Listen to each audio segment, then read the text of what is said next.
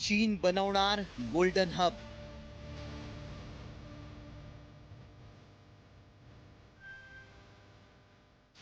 काय आहे चीनचं ऑपरेशन गोल्ड?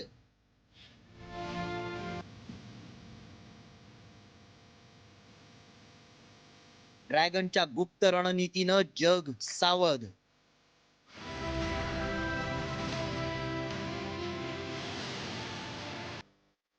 जगभरातील बाजारपेठेत सध्या एकच खळबळ माजली आहे.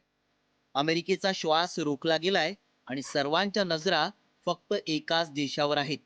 तो देश म्हणजे चीन. कारण चीन सध्या पाण्यासारखा पैसा खर्च करून टनाटनानं सोनं खरेदी करतोय. ब्लूमबर्गच्या अहवालानुसार चीनची मध्यवर्ती बँक असलेल्या पीपल्स बँक ऑफ चायनानं हाँगकाँगमध्ये आपल्या सोन्याच्या साठ्यात वाढ करायला सुरुवात केली आहे. जगातील सर्वात मोठ्या सरकारी सोनं खरेदीदारांमध्ये चीनचा समावेश होत असून सलग 20 महिन्यांपासून चीन सातत्यानं सोन्याची खरेदी करतोय. एकीकडे जगभरातील अनेक मध्यवर्ती बँका आपलं सोनं लंडनमध्ये सुरक्षित ठेवतात, जेणेकरून गरज पडल्यास कमर्शियल बँकांना सोनं उधार देऊन बाजारात रोकड कायम राखता येईल. चीननं मात्र लंडनमधील सोन्याचा साठा हाँगकाँगला हलवलाय.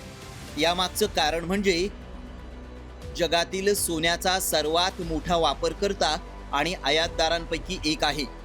हाँगकाँगला सोन्याचा साठा करण्याचा निर्णय घेतल्यामुळं सोन्याच्या बाजाराची दिशा बदलू शकते.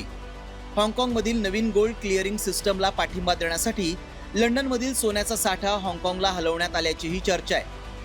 गोल्ड प्राइस डिस्कव्हरीमध्ये हाँगकाँगला मजबूत करणं हा देखील यामागील मुख्य उद्देश आहे. मात्र चीननं सोन्याची खरेदी आणि साठा असा सुरू ठेवल्यास जगभरात सोन्याचा तुटवडा निर्माण होऊन चीनची सोन्यावर मक्तेदारी निर्माण होईल. अलीकडच्या काळात भारत आणि सर्बियासारख्या देशांनीही सुरक्षा आणि जागतिक राजकारणामुळे आपल्या देशात सोन्याचा साठा परत मागवलाय.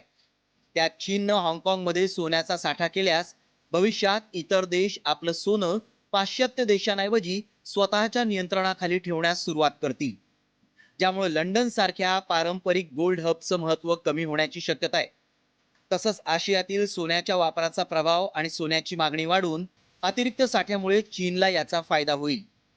पण चीनची ही रणनीती यशस्वी होऊन बाजारातली डॉलर्सची मक्तेदारी ही कमी होणार की चीनच्या या महत्वाकांक्षेला अमेरिका वेळीच रोखणार, हे पाहणं देखील महत्वाचं आहे.